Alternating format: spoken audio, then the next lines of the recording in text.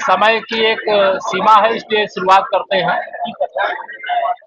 आज विशेष तौर से कानपुर एक हमारे माननीय सांसद श्री रमेश अवस्थी जी के सुपुत्र के विवाह उपरांत आयोजित भोजन के कार्यक्रम में, प्रसाद के कार्यक्रम में तो सहभाग करने आए थे, लेकिन आप सबसे मिलने के लिए आज हमारे देखिए क्षेत्रीय अध्यक्ष जी, हमारे तीनों जिला अध्यक्ष जी, हमारे माननीय सलील बिश्नोई जी, माननीय मानवेंद्र जी, हमारे माननीय बहन जी, हमारी पूर्व मंत्री जी नीलमा जी, मैथानी जी और सब यहाँ उपस्थित हमारे राहुल जी कहाँ है यार? राहुल जी के पीछे। हाँ, अच्छा, रघुनंदन भदौरिया जी और सभी सभी यहाँ उपस्थित साथियों के साथ एक महत्वपूर्ण एक तो जो है, जो बहुत लंबे समय से मनरेगा के रूप में देश में भ्रष्टाचार का पर्याय बना हुआ था, माननीय प्रधानमंत्री श्री नरेंद्र मोदी जी के नेतृत्व वाली सरकार ने भ्रष्टाचार के खिलाफ अभियान को गति प्रदान करने के लिए मनरेगा की जगह और अब मनरेगा की जगह जो विशेष तौर से जी राम जी एक्ट के माध्यम से विकसित भारत, विकसित उत्तर प्रदेश और विकसित गांव का रोड मैप तैयार किया गया है। इसमें जो सबसे बड़ी उपलब्धि है, जो हमारे गांव में श्रमिक भाई बहन रहते हैं, जिन्हें पहले मनरेगा में 100 दिन के रोजगार की गारंटी थी, अब वह 100 दिन की जगह 125 दिन के रोजगार की गारंटी जी राम जी कानून के माध्यम से प्रदान करने का काम किया गया है। पहले कोई भी काम होता था, फिर उसी को कहीं गड्ढे को खोदना और पाटना, यही इसी काम को लोग यह समझते थे कि हम रोजगार की गारंटी दे रहे हैं। लेकिन गांव का विकास तब होगा जब गांव की गलियां बनेंगी, गांव की सड़कें बनेंगी, गांव के नाली बनेगी, गांव में खेल का मैदान बनेगा, गांव में जो विद्यालय सहित तमाम सारी योजनाएं जो गांव के विकास की दृष्टि से होती हैं, उसको वहां संपन्न कराने का काम जी राम जी के माध्यम से किया जाएगा। और सबसे बड़ा जो विषय है इसमें भ्रष्टाचार को खत्म करने के लिए पीएम गति शक्ति का जो पोर्टल है, वो यहाँ नगर निगम कोई काम करा रहा है, विकास प्राधिकरण कोई काम करा रहा है, पीडब्ल्यूडी कोई काम करा रहा है, ऐसी ओवरलैपिंग होती थी।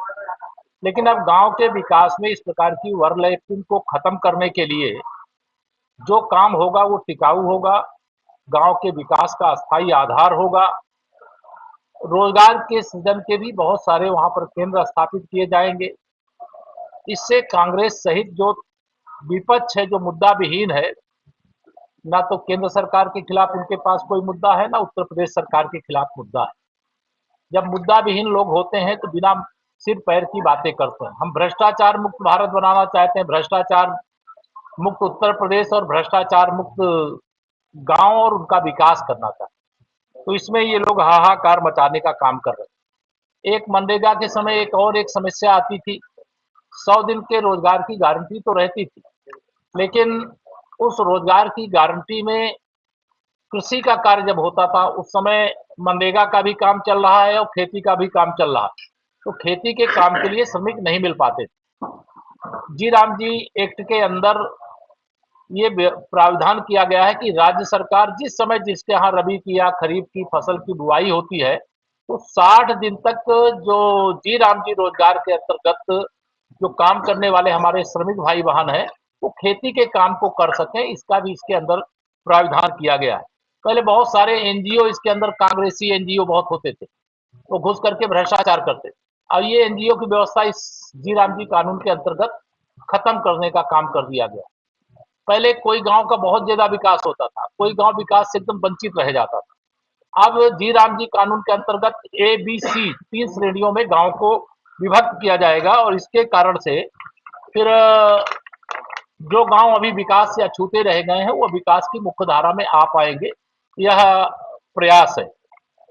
साथ ही अभी स्कूलों में पहले इसमें बाउंड्री बनवा सकते थे, लेकिन अब लेबोरेटरी भी अगर बनवाना है तो वह भी बनाने का काम इसके अंतर्गत कर सकते हैं। स्वच्छता के लिए पहले केवल गड्ढे खोद सकते थे क्योंकि मिट्टी का कच्चा काम कर सकते थे, लेकिन अब अगर कोई शौचालय बना रहा है तो उसकी सारी व्यवस्था वहां पर वो करने का काम इस एक्ट के माध्यम से कर सकता है। पहले इसमें 5 वर्ष का कार्ड बनता था, फर्जी कार्ड बनता था, लेकिन अब 3 वर्ष का बनेगा और 3 वर्ष के बाद उसका फिर नवीनीकरण होगा। तो यह जो जी राम जी एक्ट है, इसके आने से हमारे देश का विकास होगा, हमारे प्रदेश का विकास होगा, हमारे गांव का विकास होगा।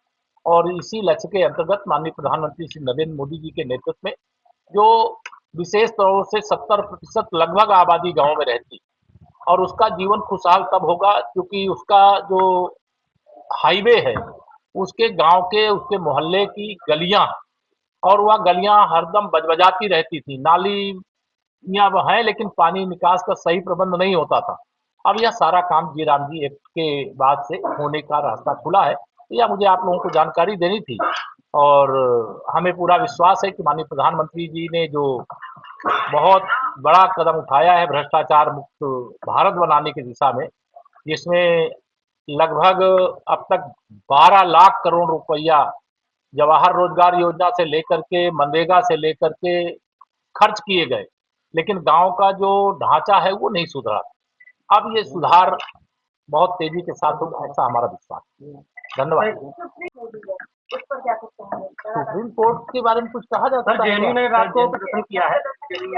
नहीं, कि अगर जेएनयू में कोई प्रदर्शन किया है और देश की सर्वोच्च अदालत ने अगर जमानत देश के दुश्मनों को नहीं दिया है, तो वह भी मैं यही कहूंगा कुछ देशद्रोहियों के साथ। तो अखिलेश यादव ने एसआईआर को लेकर बोला है कि डायरेक्टली वो एनआरसी लागू कर रहे हैं। देखिए, श्री अखिलेश यादव जी बिहार चुनावों के परिणाम आने के बाद से बौखला गए। वह 2027 में सत्ता में वापसी के मुंगेरी लाल की तरह हसीन सपने देख रहे थे।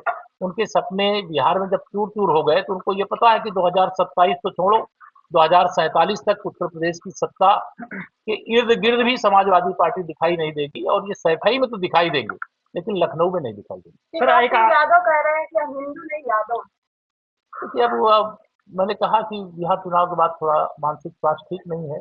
सर जो शुभचिंतक है उनका अच्छा इलाज करा दें, मैं उनके स्वास्थ्य की अच्छी संभल में प्रशासन और पुलिस प्रशासन की तरफ से कार्रवाई की जा रही है अवैध कब्जों को लेकर, और तो समाजवादी पार्टी कह रही है जो काम बिजली विभाग का है वो डीएम कर रहे हैं, एसपी कर रहे हैं, और एक पक्ष को परेशान करा जा रहा है। ये केवल संभल में नहीं हो रहा, पूरे उत्तर प्रदेश के अंदर हो रहा है। जो अवैध कब्जे हैं उनको हटाना यह किसी भी अच्छी सरकार की, किसी भी जिले के प्रशासन की, पुलिस की जिम्मेदारी होती है। और बिजली चोरी अगर कहीं पर भी हो रही है तो विभाग अलग अलग होंगे, लेकिन सारे विभागों के हेड के रूप में जिलाधिकारी होते हैं। अगर जिलाधिकारी की अगुवाई में कोई कार्रवाई हो रही है और बिजली चोर पकड़े जा रहे हैं, अगर लाइन लॉस कहीं पर सबसे अधिक है और उसमें अगर कोई पुलिस के लोग जांच करने जाए तो उनके साथ मारपीट करते थे, तो पुलिस और प्रशासन तो उनके साथ जाएगा। जो बिजली चोर हैं उन बिजली चोरों के खिलाफ कार्रवाई अच्छी बात है, और सबको आने वाले समय में जैसे मनरेगा का भ्रष्टाचार खत्म करने के लिए जी राम जी, वैसे बिजली विभाग में भी एकदम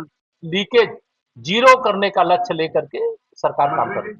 मतलब ठाकुरों के बाद ब्राह्मणों की मीटिंग हुई, तो मतलब यूपी में क्या बताओ कि कहीं बात चल रही है क्या? ये सब आप लोग मीडिया के मेरे मित्रों की सब दिमाग की खुराफात है, बाकी सब कोई चाय नहीं पिएगा क्या बताएगी।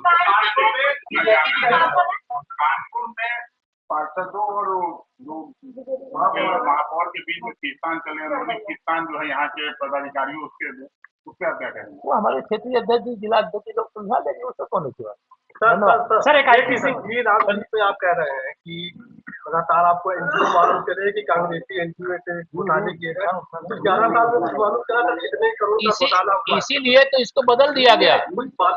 जो पता चलेगा, जो गड़बड़ झाला वाले मिलेंगे उनके खिलाफ कार्रवाई, बहुत सारी सीबीआई जांच वगैरह चल रही है, लेकिन इसका भी आकलन नहीं किया गया है, लेकिन आकलन करें। बताया जा रहा है कि अरे भ्रष्टाचार तो था ही मनरेगा, ये तो मतलब आंख का अंधा भी जान जाएगा, कान का बहरा भी जान जाएगा। कुछ तो निकला होगा ना सर, वो जब निकालेंगे तो निकलेगा, अभी तो पहले उसको पूरी तरह से बदलना है कि रोजगार भी ना छीने और भ्रष्टाचार मुक्त भारत बनाने की दिशा में माननीय प्रधानमंत्री जी के नेतृत्व वाली सरकार ने एक निर्णय लिया और उत्तर प्रदेश में इसे हम पूर्णतः लागू करने जा रहे हैं। सर, आईपीसी है, उन्होंने कहा है कि सचिन माम को माफी देनी चाहिए, सरकार को माफ कर देना चाहिए, स्टूडेंट के साथ ऐसा बिहेव नहीं करना चाहिए।